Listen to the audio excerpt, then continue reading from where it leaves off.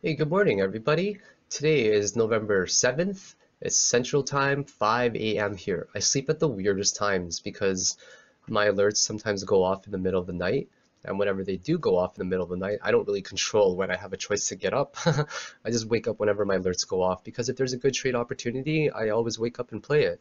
I use this really awesome app. It's called Bitcoin Checker. I'm not shilling for them. They don't pay me to say this. I just am a big fan of them because if the price, you specify your price, right? If it goes above a price or below a price.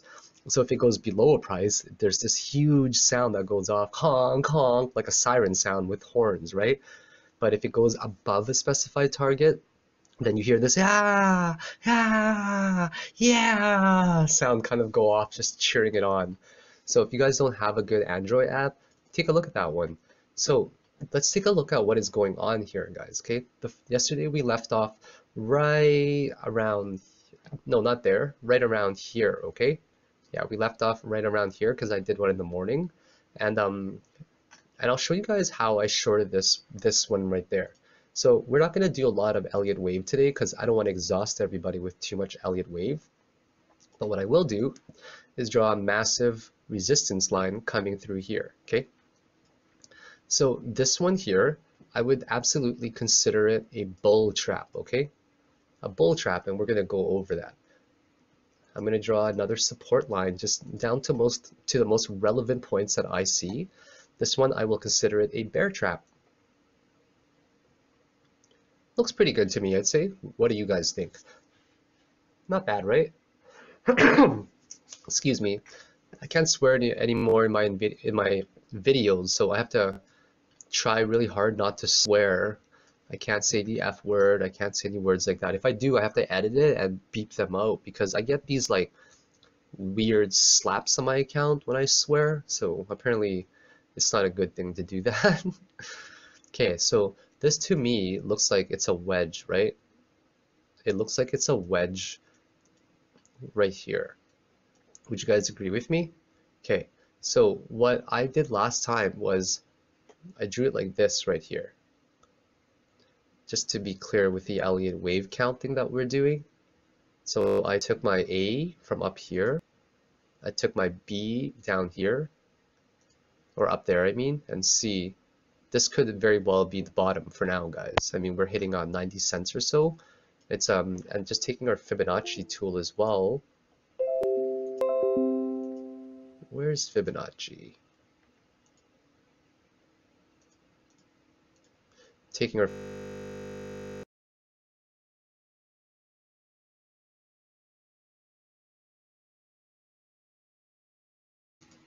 Hey, good morning, guys. How is it going today? So today is November 7th. It's 5 a.m. my time in Manitoba, Canada here. I wake up at the weirdest times, right? It just depends on when my alerts go off. And if my alerts go off, I'll wake up to trade and I'll definitely take a trade opportunity. I use this awesome app. It's called Bitcoin Checker, right? It's for my Android phone. And if it goes below a specified point, it makes this like honk, honk, honk kind of sound that's like a blaring alarm or sirens. And you know, it's hard not to wake up to that, right? But if it does go above a specified price, it goes yeah.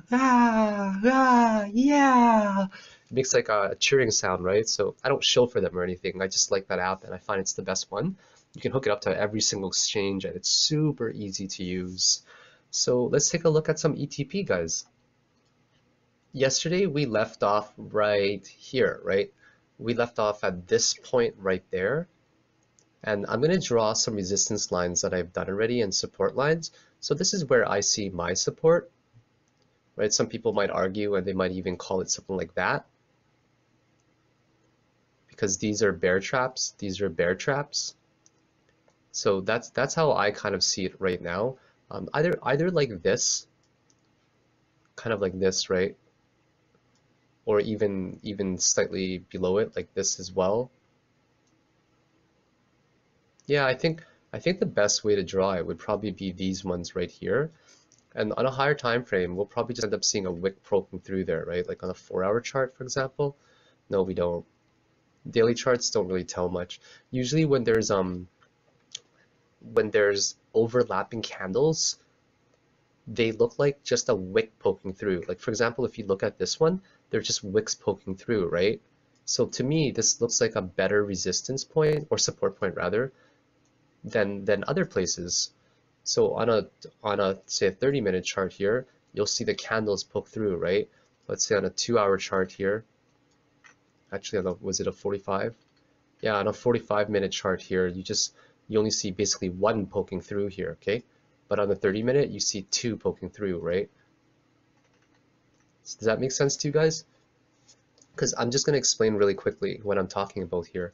If you have a red candle, and then you have a green candle, and you have a red candle, for example, side by side like this, because you're going from top here, you're buying up, and then you're selling down here. Actually, let's flip it around like that, okay?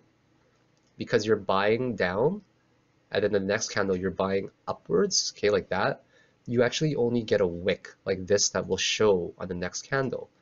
It'll just look like that, because where the bodies overlap, you actually don't see anything at all. Like so on some time frames, right, where the bodies overlap there, you'll just end up seeing a different kind of wick like that.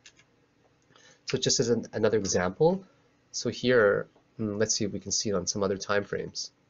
Yeah, here you see a lot of bodies poking through it, right?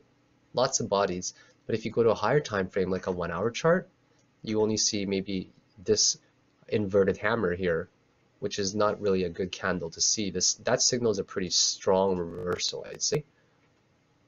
Okay, so what else are we going to look at? We're going to look at, first of all, we're going to talk about what happened here, okay? So we knew some major resistances, which I'll draw again for everybody. I'm going to draw my resistance just straight down here, okay? I'm going to use these relevant points right here, and I will consider this basically a bull trap, okay? And I'll explain to you guys what a bull trap is, okay? Let's say we drew a resistance like this right here, which we have done. What a bull trap is this. If we look on a higher time frame, right, we see it breaking above, or sorry, lower time frame, we see it breaking above here, right? So the body definitely successfully closes above it, or not the body, but the candle itself.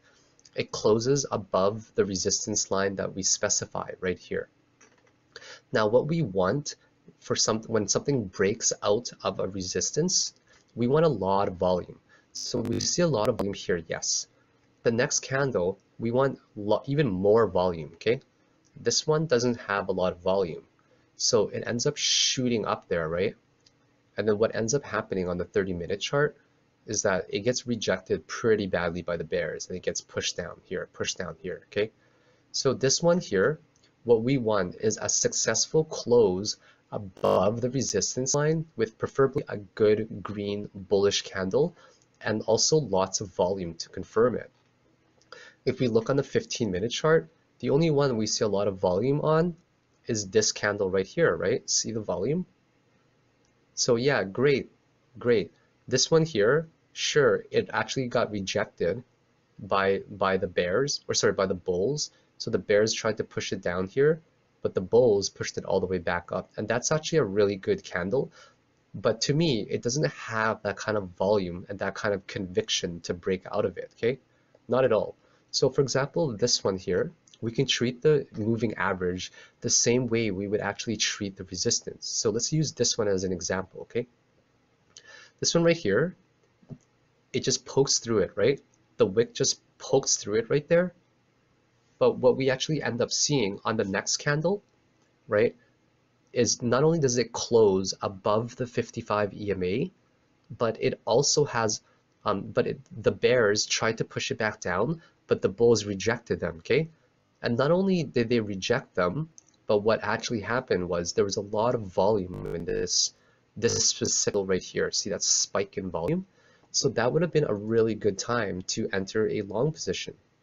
So you would have entered a position right here, basically. Right here. As soon as this candle closed, the best signal would be to enter on this candle right here on the opening price. And what you would do is you would set a stop loss slightly below the 55 moving average, okay? The 55 moving average. And what you would shoot for, whoops, what you would shoot for is actually the next resistance point right there. So let's say you follow that methodology and that specific strategy of entering a trade. Let's go over that one more time. This one here is making an attempt to break through it, and it doesn't quite break through on this candle, but it does have actually more volume, right? More volume. The volume is gradually increasing here. Now, because there was so much pressure to go up, it actually caused a gap, if you guys see, right? We're gapping here, we're gapping here as well, okay? Gaps refer to the price difference in between the open and the close, okay? So I'm trying to look for my tool right here, for example. See this gap there in between? And then you actually see another gap right here as well. A huge gap. And what these imply when you see a gap is there's a lot of pressure to go in that specific direction.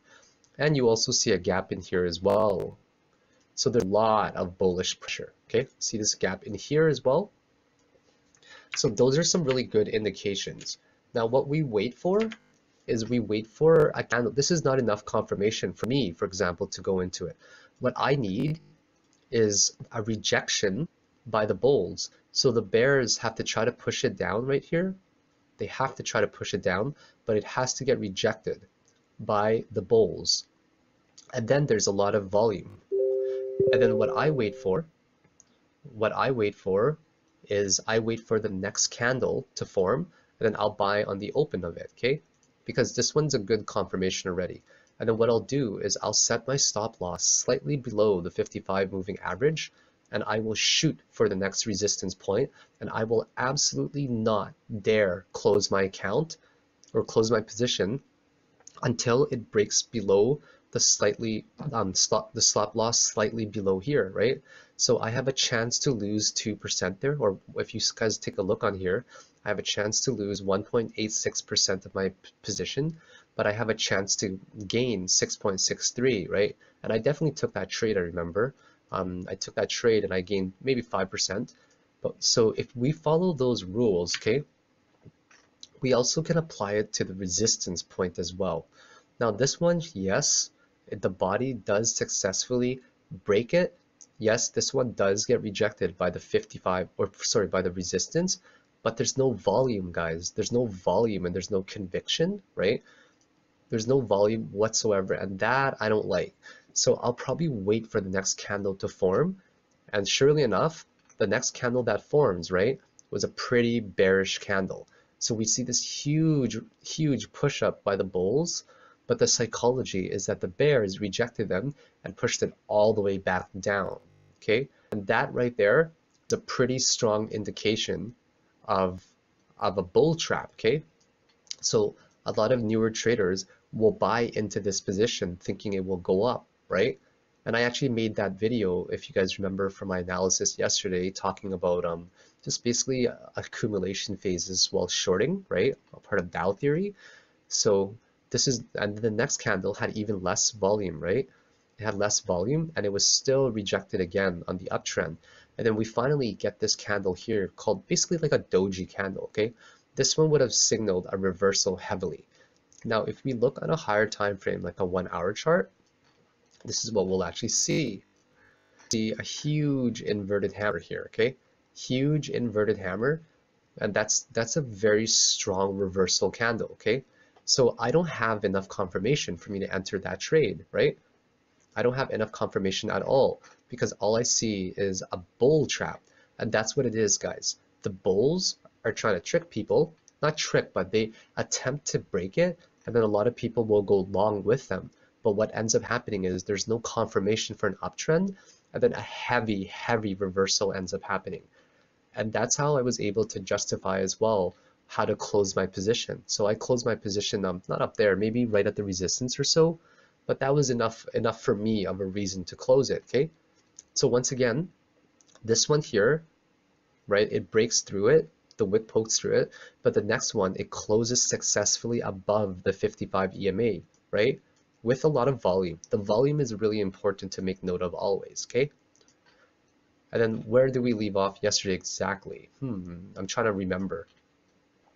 Okay, we had this downtrend here, right? I put in a buy order actually around 93, 94 cents there because I didn't even know this everything here going on yet, okay? We're gonna highlight this area that we didn't know what was going on, okay? That red area is a no-go zone, pretend we don't know it. But what we do know is this right here. We know this really relevant point, for example, okay?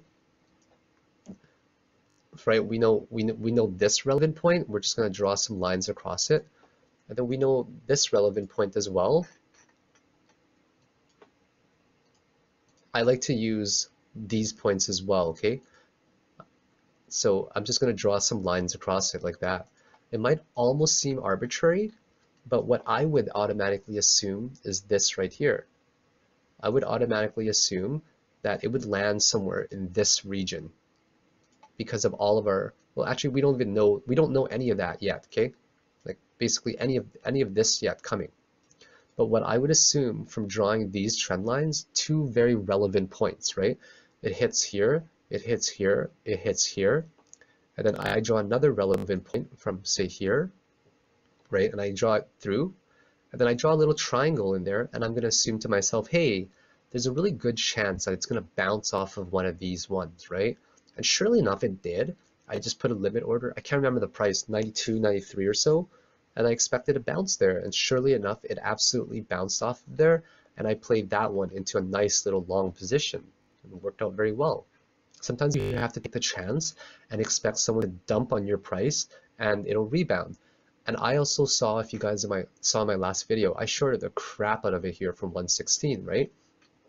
116, and I drew these lines down here, and then I targeted to close my short position down here. But actually, while closing my short position, what I did was I doubled up on my short position, right? So for example, if I shorted 1,000 coins, I doubled up on it and I put in a buy order around 92, 93 for 2,000 coins. And the reason you do that is because it automatically closes your short position, right, by putting in a buy order and it gets filled, while also buying a leverage position for 1,000 coins to go long. So you kind of killed two birds with one stone doing it that way. Okay, so now we have some more relevant points, right? We're gonna just keep extending these right here. Just keep extending these lines through it, okay? And this one here, I don't think we're even gonna come close to hitting it anymore, but we're gonna keep it there just as a relevant point in case down the road. So from our Elliot Wave analysis, this could very well be A, B, C, but what could happen is, let's say I drew some relevant points. Actually, that is pretty much the most relevant. But if I drew, for example, from here to here, where I didn't consider it just a wick, so on here, you know, what could very well happen if this was not the C correction and it didn't shoot upwards, like we could end up getting something like that, where it could hit this specific spot at 104 as well right now. So I'm going to show you guys some really good positions, okay, that could have been played. Okay, so a good position that could have been played, like I mentioned earlier, was basically in this area here would have been a good buy zone. It would have been a good buy zone because it creates it's called an apex point. And an apex point is where a lot of relevant trend lines that make a support or resistance end up meeting, right? So I was explaining earlier that 92, 93, you know, anywhere around there would have been a really good buy zone because you have to take the chance, right? You draw a bunch of support lines down there, and surely enough, it does meet a lot of relevant points, okay? Even before a lot of these happened, if you guys notice right here, they become, let's pretend we don't see any of this again, okay? And we draw this line right here. Do you guys notice in general, do you guys notice in general how many points this hits? 1 point here, this is the second point, here it gets down to there. It eventually hits here too, and hits over here. So it's not just coincidence that we're drawing these lines, and they're definitely not arbitrary. And this one here, we take a huge relevant point there, a little bit of a stall here, right? A little bit of a stall here. This one was a good one because the wick just touched it, touches here as well, right?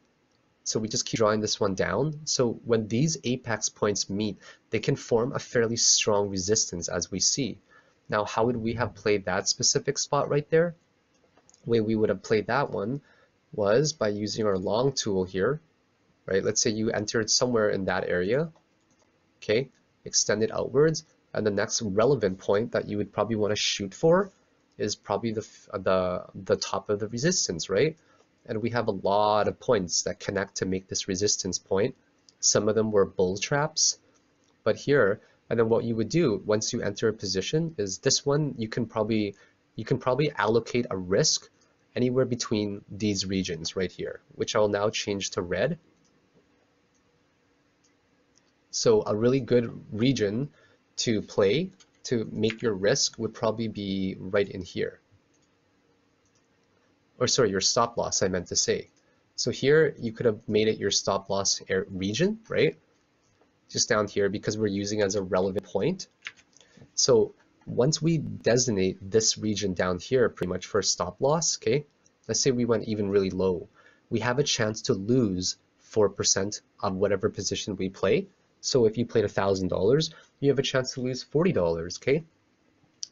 And then once we target our next resistance point there, we have a chance to win 12.19%. And surely enough, it hit it. I think I closed it up there. I might have closed it a little bit earlier. No, I closed it right here. This candle right here did it for me. Yeah, I should have waited a little bit, but it's okay. I was pretty happy. I didn't want to let it to test the resistance. So let's just assume for a moment that it actually broke out of here. What I would have done to minimize my risk in this particular situation is I would have sold my position like right around here, okay guys? And then if the volume kept picking up and it actually broke through out of here, I would have bought into strength as long as the volume confirmed it. But surely enough, it didn't, right? And because it didn't confirm it whatsoever, I took another short position right there. I definitely took another short position right there, and it was a beautiful short position. So what I drew just now is basically a channel going up, okay? This one is a very, very beautiful channel that just goes up like that, right? So let's say we didn't even know what was going on, and we just drew it up to right here, because that's all that we see, right? All that we see is this major, major resistance line that I'll make the bluish color here for you. And then what we see going up, okay? What we see going up here would have been really, really, really risky to short it from there unless you have a lot of experience, right? And you just want to take that chance. So yeah, you could have shorted it from there, definitely. But what I see is this, okay guys? What I see is a channel going upwards, okay? And it couldn't break it right here. It couldn't break it right there. So it actually ends up getting squeezed into this area. You guys see this area? It ends up getting squeezed right here into this zone, okay? So what I would have done is I would have waited for a confirmation candle to short it. That's the best way to do it if you don't want to take a chance from the top, okay? I really can't remember if I shorted it right from the top or not. I might have shorted it somewhere outside of that. But what I did see was, first of all, this channel being broken right here. I saw this candle breaking out of it. But also what I saw was I saw the bulls rejecting it, right? It tried to break down to the 55 EMA. So I didn't actually short it. Yeah, now I remember. Okay, I saw this candle and the bears tried to push it down right there, but it just bounces off of the 55 EMA, so I didn't actually short that one at all, okay?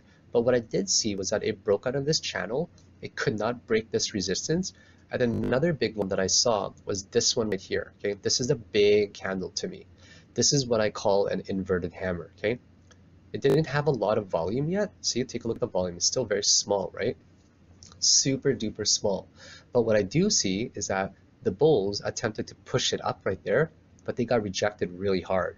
Now, remember the rule that I was talking about where the body can be in between the EMA, but the next candle has to successfully close below the 55 EMA with volume and conviction.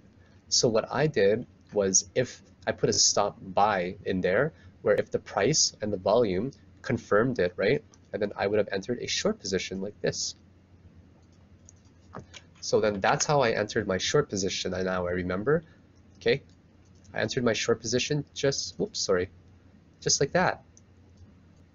Because once again, this one here closes, it's almost rejecting the 55 EMA, right? The wick is almost rejecting it, but nevertheless, we get some slight confirmation that it's being rejected by the bears because we see the long wick here, right? And then the next candle, actually, it was getting quite a bit of volume already. In the middle of the candle, it was getting more volume than the previous one already. And not only did it get more volume, but it actually successfully closed below it. So I think I might have entered it somewhere around there. Yeah. So I got into a position right there because of using that methodology. And where did we shoot for our target, guys? Do you guys remember? Okay, first of all, we set our stop loss slightly above the resistance line, say from this one here. And then we just zoom out a little bit, use the most relevant support point that we find. And the most relevant one is surely enough here, right? So I closed my position actually right there. I just put myself a stop buy right in here, okay? So you have a chance, let's just use a round number of $1,000. You have a round number of $1,000 and you're risking 2.33%, which is like $23, right? But you now have a chance to win 7.26%, which is about $70. And that's what I made in that trade about, almost, okay? So when we backtrack and we keep testing some strategies, we see if the methodology will work as well and if our rationale will actually allow us to enter a position, right? Here is risky. I didn't enter a position going long here because remember how I made this triangle, gentlemen and ladies? Remember how I made this triangle as my buy zone, right? Well, we actually have the same buy zone for over here using the same type of support that we see, right? This is now a buy zone as well, pretty much, but it's a risky buy zone because now it's really, really big. So I didn't know if it was going to end at this support right here, or if it could have even gone down to here, right? So here we see a really small buy zone that creates an apex point that would be really good to buy. But here, huge, right? Huge. And we also see massive dumps, right? So I didn't enter a position at all, although I should have, because as soon as I saw this candle right here, sorry, my bad, I just needed to go check on the price of something. Where was it again? Here we go. So as soon as I saw this candle right here, this is a hammer, right? A hammer with a lot of volume will imply a reversal. So if you see a heavy downtrend, the next candle that you see that looks like this, it implies that the bears have attempted to push it down here, but the bulls have successfully defended. That's why we get a slightly longer wick, right? It's about 3 times the length of the body. And here, there's a lot of confirmation with the volume. So that would have been an okay position to go long. But what I noticed was this right here, okay? I noticed that it's getting really tight, this wedge, right? It's getting really, really tight in there. So I didn't actually want to play that position for that specific reason, where there wasn't much of a reward zone at all. But what there is, you know, a lot of risk is what I see. Another thing I wanted to point out, how we could have confirmed that this area right here, remember how I drew this wedge in here? Okay, I'm going to draw it right in here for you guys again. We see it wedging into this area, right? Right over here based on these relevant points here. Another pattern that we could have easily drawn, let's say I remove this here, because we saw it getting rejected around there already. Okay, let's draw some more resistance points. Let's say we drew one just right here like that. Now, how do we know it was going to basically end up breaking downwards? So let's say you didn't actually get in around here where I specified that wedge or apex point that was forming. What you could have done is this as well, okay? Basically just draw this area right here. I'm going to delete that. So what we see now, guys, is if you wanted even more confirmation, right, of a downtrend, what we see is this particular pattern in here, right? Do you guys see this pattern in here? Right around here.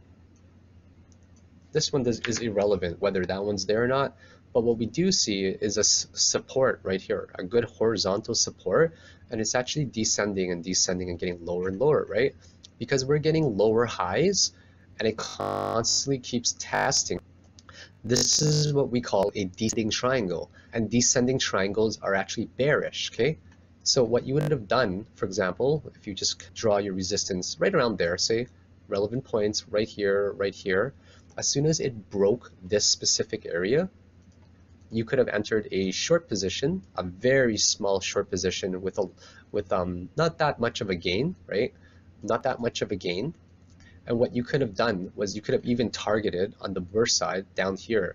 Surely enough, it didn't target that area at all, right? So, and we would use the most relevant support point first, which is kind of right here. I probably would have assumed if I entered a short from this position here, that it might just do a small little bear trap again here and break slightly lower. So with that assumption, you can just make it slightly lower, and you can set your stop loss just slightly above this resistance line. It was a support, but now turned resistance. So now you have a chance to lose, say, 1% of your money. You have a chance to win 6% of your money that you put in there. So it's not really the most at all. It's not the most reward. And have you guys noticed that every time it's getting riskier and riskier to play these setups here? Like, for example, you know, this one here was a really nice setup, right? Right here was a beautiful setup for a pretty nice gain. That one there, because it's making a wedge shape, right? If we can see, do you guys see what I'm talking about here? This is kind of a wedging into an area. So then as soon as it broke out of there with the confirmation I was talking about, this one gave us a nice risk to reward. And then what we usually do for the wedges, I'll just repeat myself again, is we just kind of take a base range right in there from the top to the bottom of the wedge about, just make a nice little guesswork there, and we just move it over to here, right? And we use on the breakout kind of the same range as a guideline of how to target. And if you guys notice, it's pretty dead on, right? So from the breakout, that's how we use our target range. It's really, really, really close, right? And that's a good little 13% gain for the people that entered that trade. But for these ones here, right, it's a descending triangle. What we can do is the exact same thing. Just take this base range about, right, move it over to right about here as a target, and surely enough, it pretty much hits it, if you guys notice. So that could have been another way as well if you didn't play it this way. But the best way that I would recommend to do it is this one right there. Just draw lines, just like that.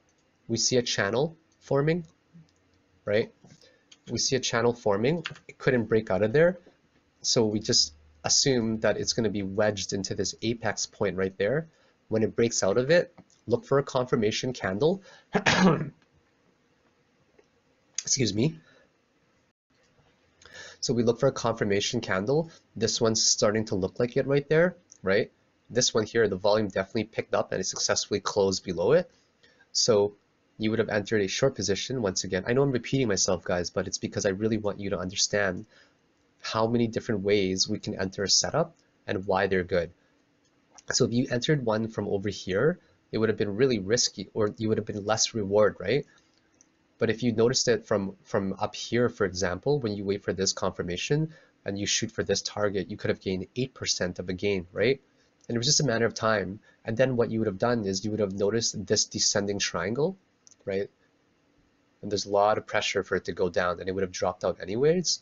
But if you didn't notice this spot here and this candle right there, then you would have entered a short position when it breaks this resistance line. Because notice how strong of a support this is. I'm sorry, I meant to say support.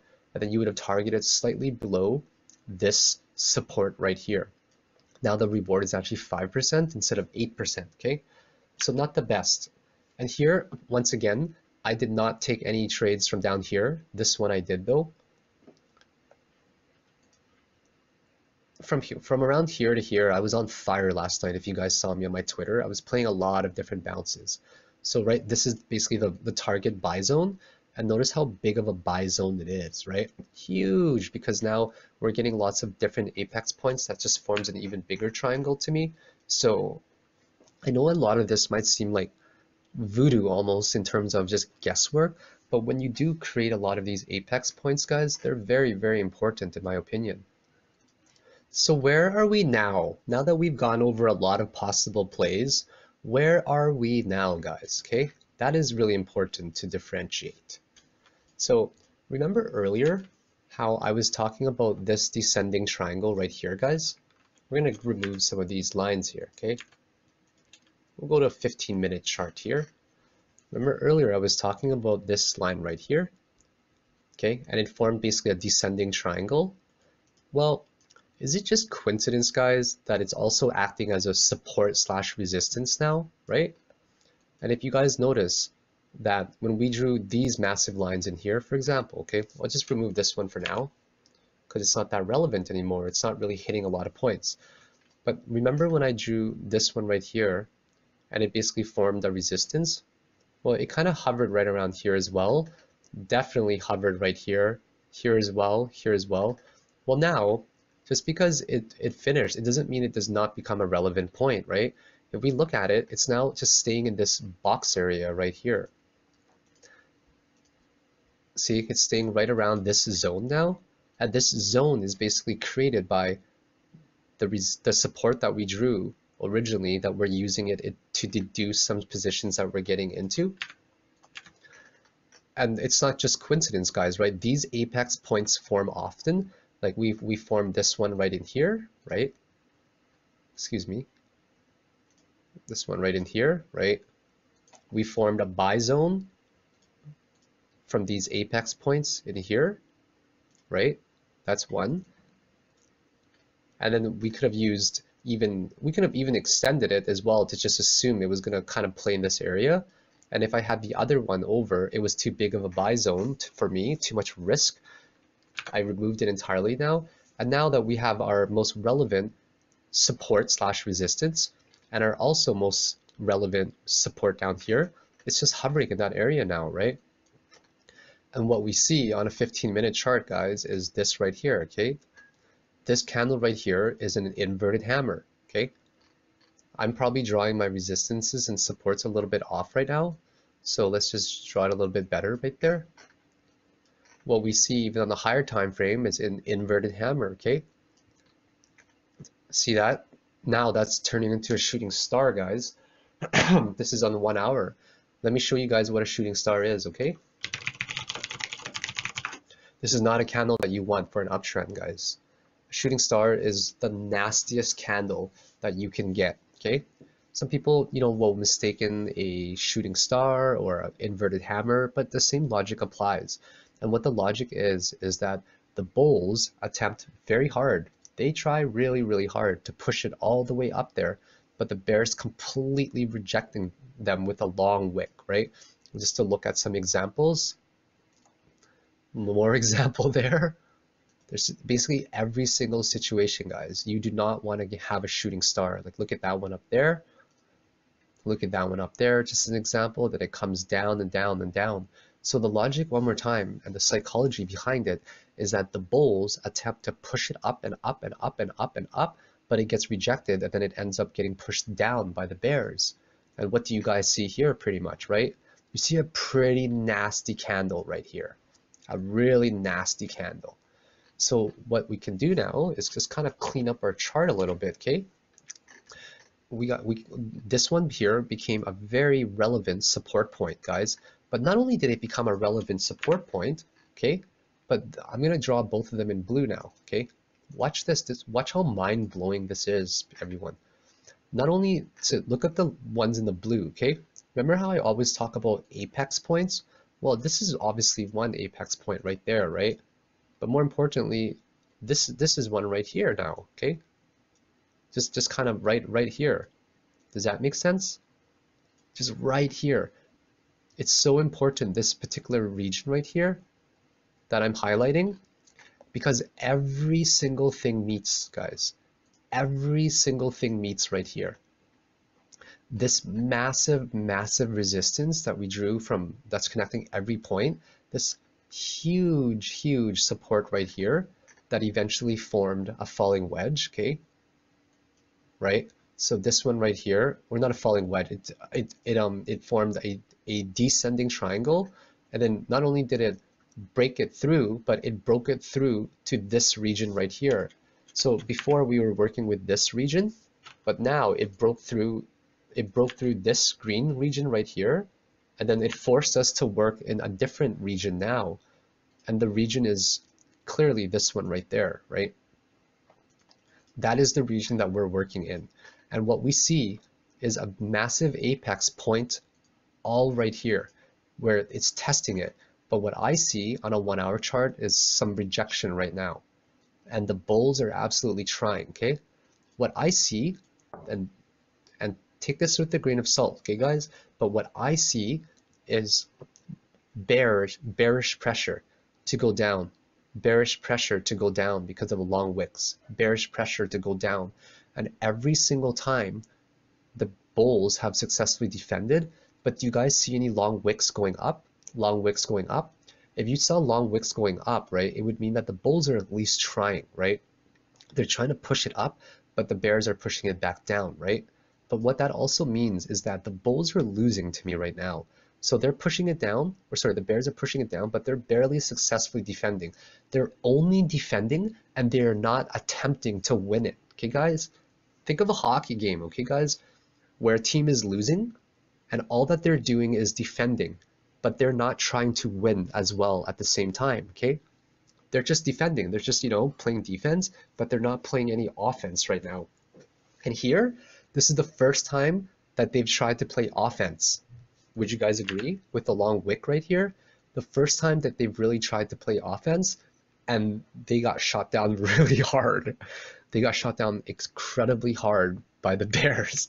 So here, the bears are playing offense, okay? They're attacking hard. And the bulls are like, yeah, we're just going to defend slightly. And then finally, the bulls are like, hey guys, maybe we should try to go score some goal. I'm hockey, guys. I'm Canadian, sorry. I'm hockey. I'm Canadian. I love my team. Big Winnipeg Jets fan. And I want you guys to know that I'm Asian and I love hockey. Okay, guys? I grew up in a really cold city, minus 40 degrees Celsius / Fahrenheit. Okay, minus 40 degrees Fahrenheit. Can you guys imagine how cold that is? That's like a warm day. Like on a cold day, we're talking like minus 45, minus 50 degree Fahrenheit. It gets cold here, guys, in winter. It's only November and it's like minus 10 here already. So anyways, back to this, enough about hockey. So we see that the team that's losing is finally saying, hey guys, we're gonna try to score some goals right now. But the team that's winning is like, no, you guys are not going to right now. And we see it with even on the 30-minute chart, right? It's a pretty nasty one. On a 15-minute chart, whoa, right? The bulls have attempted, okay? They have don't mistaken this, guys. Just because you see a green candle does not mean that it's bullish, okay, guys? It only means that it's a spread difference where it opened here and it closed there, which made a green candle, which made a green volume bar. But we have to understand the psychology behind the candle, okay? So do not ever think that just because it's green, that it's bullish, and because it's red, that it's bearish. The candles have a story depending on where they're located and when. And the story behind this 15-minute candle is that it opened here, and then the bulls attempted to push it up there for the first time, guys, right? They're playing offense for the first time, but the bears completely rejected them, pushing it back down to here. And that's why we have a green candle, because it just happens to be a green body. But let's say that the bears pushed it all the way down to here, it now would have formed a red candle and a red volume bar as well. So small spread difference. The volume is slowly starting to pick up, if you guys notice here, right? Because we're meeting this apex point right here, and something is going to happen. So we have to assume two things that's going to happen, okay? We have to assume two things that's going to happen, and I cannot predict which way it's going to go, but I can only guess which way it's going to go. And the way I'm guessing it will go is down because of all the information I see. So what we're going to do is, let's say it does go down. We're going to wait for a confirmation, guys. Okay, so what we're going to wait for is confirmation, guys. Right here, I see a little bit of volume and they were rejecting it, right? So this is the 55 EMA. So the bulls have actually tried to defend it, and they have successfully, but they're not trying to push it up. All they're doing is defending it right now. This is a critical point that it's being squeezed to. Okay, new candles. This candle finished already.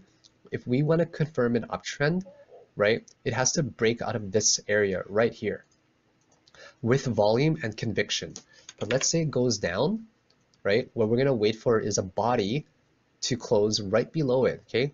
A body, the body of the candle will close below it, just like this, for example, okay? That's what we want, and we want a rejection with wick. We want a rejection wick. Don't mind that candle, I can't draw it that well.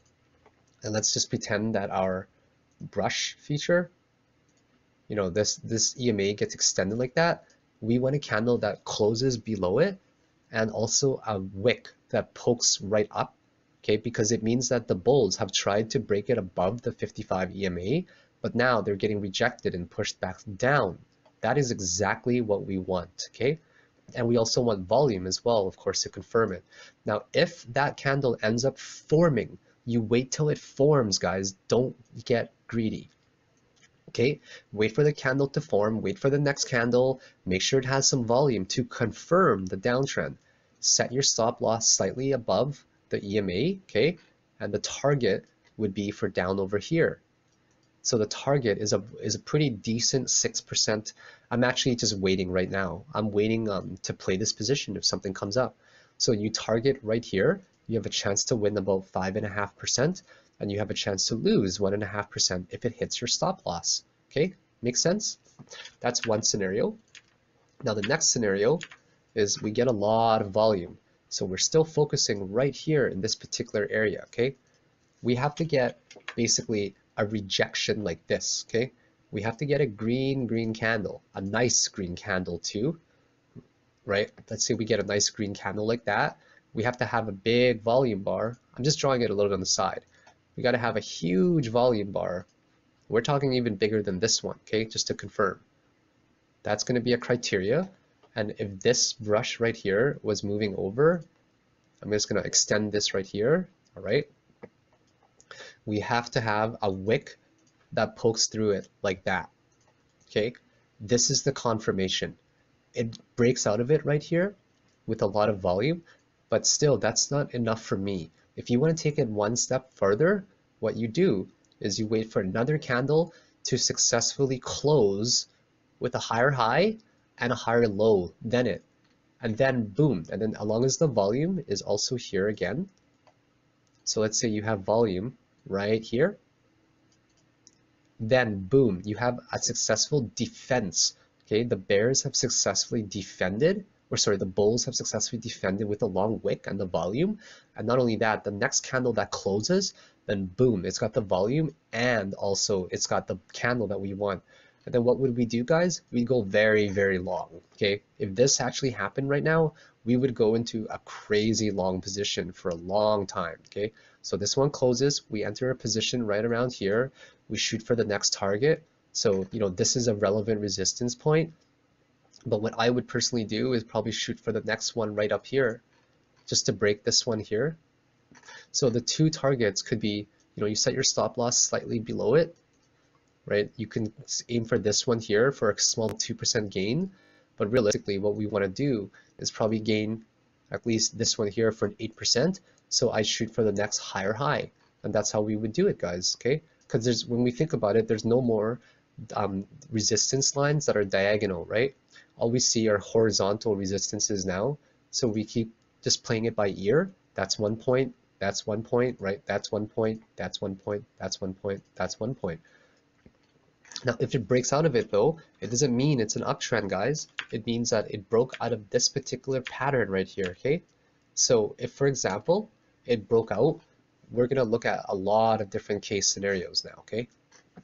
So let's say it broke out of it, and this was indeed A, okay? And this was indeed, where did I call B? I can't remember, let me double check. Yeah, we'll just call this point C right here, okay guys? A, B, C to make it very symmetrical. Notice this line and this one is very symmetrical, and this one could have just ended in another 3 wave, right? Because 3 waves can also happen in the C. When I'm talking about 3 waves, it's like this, okay? And it can happen sometimes in a C, but it doesn't happen too often. So we can just call this a 1, a 2, and a 3 there, okay? So if that were indeed C, and it tried to break out, so this here would be wave 1 basically, okay? This is wave 1, this is wave 2, right? Like that. And now if it attempted to start its wave 3, it could go pretty high, right? If it attempted to do that, we can just use our Fibonacci tool, fib extension from here, that we go up to the highest point, and then to the next lowest point, and the next one that we would shoot for, if it indeed was an uptrend, next target we would shoot for, if it was a strong uptrend, would be about $1.80, okay? $1.80 would be the next target if that happened, guys. But what could happen is it could go to one of these lines, right? It could go to here, maybe it'll go to right here, right? Let's say it only came up to there, for example, then unfortunately what we're going to have is one of my favorite correction patterns, is now this one will become W, this one becomes an X point, okay? And then we actually end up not having this one as wave 2 here. And then we actually get another one where we get a Y correction somewhere down there, right? So how would we target the Y? We would target the Y using fib extensions. So right here, we'd probably end up targeting 0.618 right here. That's a realistic target to me. Right here. 618 around the $85 one zone, or even down over here. That's highly possible as well, okay?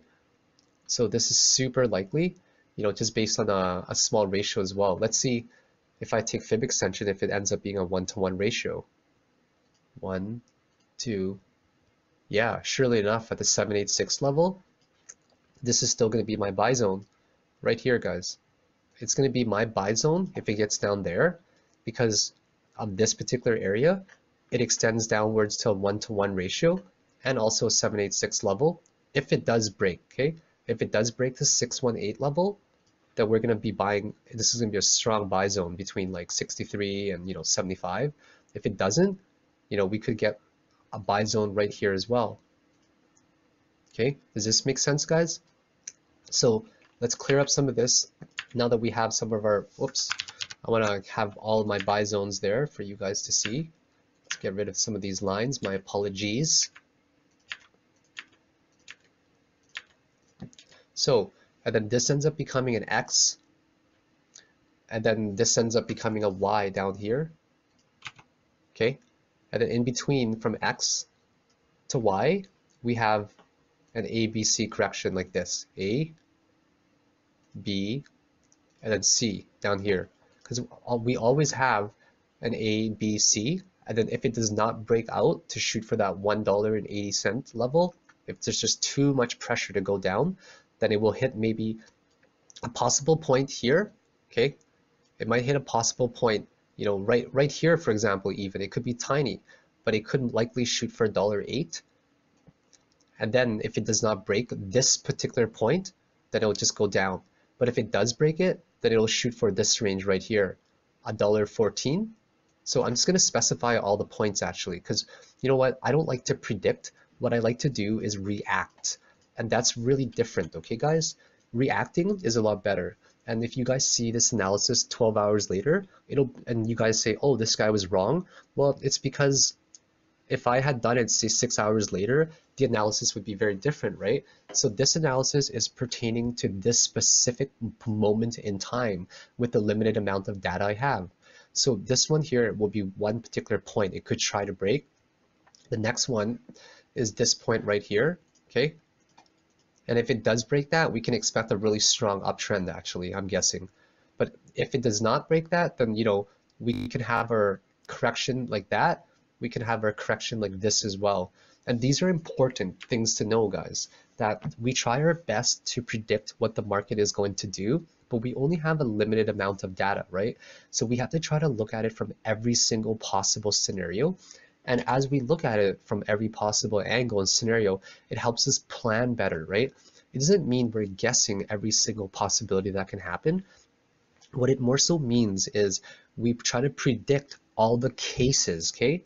Because if we try to predict all the cases, we're better planned for when it happens, okay? Rather than being locked into one biased position, it's never a good thing to do. We have to be able to react accordingly. And that's what I'm trying to show everybody right now, that these are some possibilities, right? That this is a key apex point, which you guys would agree with me. I'm gonna delete that. And so if it does break out of there successfully, which I don't know if it will or not, guys, there's no confirmation up or down, but I do see the bears rejecting the bulls pretty strongly, right? But if it does break out of there, we shoot for a target of this one here, which aligns with this resistance point. If it does beat that one, which I don't know if it will, right? Then we're gonna shoot for the next target. That makes sense, guys? I hope that does, but I see a lot of bearish pressure right now. And what I see more, guys, is it rejecting this point, okay? Rejecting that point. I don't see it going up here, but if it does, you want to buy into the strength with all that confirmation tools that I've talked to you guys about, with volume confirmation, etc. What I see is it breaking down into this area right here. Don't you guys agree with me that it's more likely to, you know, play in this area? Because right now, where we're in, the zone that we're in, is basically right here, and we can't see it going to any other zone right now, right? That's what we see. So I think it's gonna downtrend here, make a basically five waves or so, like here. It's gonna go 1, 2, 3, whoops. 1, 2, 3, right? It's gonna go something like that. I'm drawing it wrong entirely. My mistake. 1, 2, 3, and then I see it coming down to here still, right here. I can't help but think that it's going to reach this point right here first before it makes a small breakout. Now this one is more of a pessimistic approach, okay? Based on the pattern of the wedges that we see, it's very likely for it to go down to 85 to 88 right now. That's just what I see right now. I just cannot see it breaking upwards. It's just, there's so much bearish pressure to go down from the long wicks coming down, and when the bulls that try to break it up, I see a lot of rejection. So if it does break out, guys, be ready, right? Be ready, and I'm trying to plan you for both cases, because we don't want to rely on technical analysis that is very biased, okay? If I was biased to go long all the time and I was wrong, it wouldn't look good on me, and it wouldn't be good for you guys. Now, if I went short all the time and I was short biased, it's not good either, guys. We have to get into the mindset of a trader tries to plan for every single possible outcome, so when it does happen, we are very well prepared to handle it. So these are the cases, my friends.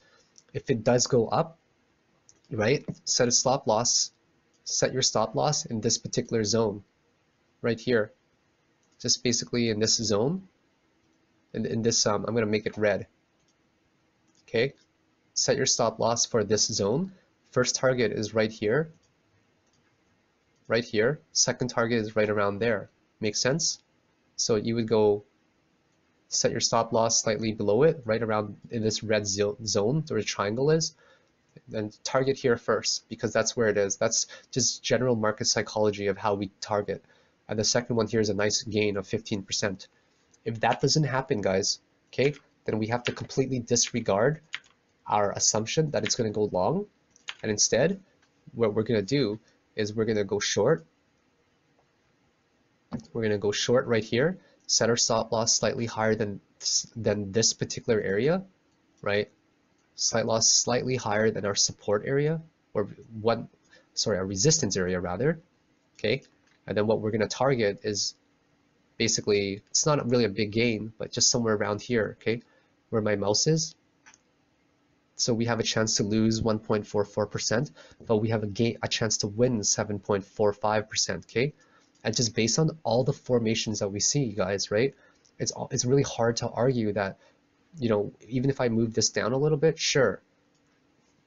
If I move that down a little bit and I actually, you know, extended that, there's no arguing that this is the price area that we're working in right now. Would you guys agree? Right? That would you guys agree that this is basically the general pattern that we have, right? The general pattern. If it's not that one, you know, I might be drawing it slightly off. It could be something like this. That still looks accurate. If I'm off with that one, maybe it could be something like this, right? Where we consider that bull traps. And then this is the pattern right here where it's going to break out. Either way, it doesn't really matter because what we know is that we're working in a wedge right here. And I would like to be very clear, guys, that this shape right here that we see is always bullish when it reaches near the end, okay? But what we are concerned about right now is whether it's going to break out at this specific point and go up right now, or will it actually trend a little bit more to the end of the day around 8 o'clock, okay? Because this usually what happens is this right here. It makes 1, 2, 3, 4, then 5 usually, and then it just breaks out, right, to the upside. How far it goes, we determine that by the resistance points right here, as I've mentioned. So that's one point, that's a second point right there, okay? So once again, I would like to let you guys know what we are figuring out in the market is whether it's going to break out of here and start its uptrend to one of these targets right here, or if it's going to downtrend some more to the end of the day where the wedge squeezes into here. But either way, guys, this is a bullish continuation pattern, okay? This is a bullish continuation pattern, and if it plays out, it will break out of there eventually, okay? It will absolutely break out of there eventually. Let's go worst case scenario where, you know, we just keep extending these right here and it breaks out literally at the very end, very end of the pattern. So we take a wider range of the wedge. Well, we could still be targeting anywhere right around here, right? This is a good buy zone right here. So anywhere between, say, 68 cents and 78 cents, just based on all the charts and what they say. And that's kind of my two takes on this right now. Am I going to play anything? Yes, I am. If it breaks out, I will go into my long position with these targets here, $1.07, $1.15, as I mentioned. If it does not break out, guys, I'm going to actually short it for a small percentage gain. I will short it once I get confirmation. Right, I will set my stop loss slightly higher than this resistance line, and I'll actually short it and just target just something for a small gain, like maybe to the next point right here, okay? I'll short it to where this one is, or maybe right here, because well, this is a pretty strong support, right? Right around here and right around here, but either way, it's creating this wedge shape, so you can just play it by ear, and you can also set it right here as well. So that is my take on EOS for the day, guys. I hope you enjoyed my technical analysis. Make sure you guys subscribe to me and follow me on Twitter, etc. Blah blah blah blah. Right? If you guys really enjoyed this tip, or sorry, this tip. If you guys really enjoyed this video, send me a small tip. I give it all to my dog and I put it in her little piggy bank. She's got her own exchange as well. So have yourselves a great day, and I appreciate all the love and the support. Thank you for the 1,000 subscribers, guys. I will be absolutely committed, and you have my word, to produce lots of videos and to release them in a timely manner. So have yourselves a wonderful day, and we will talk very soon.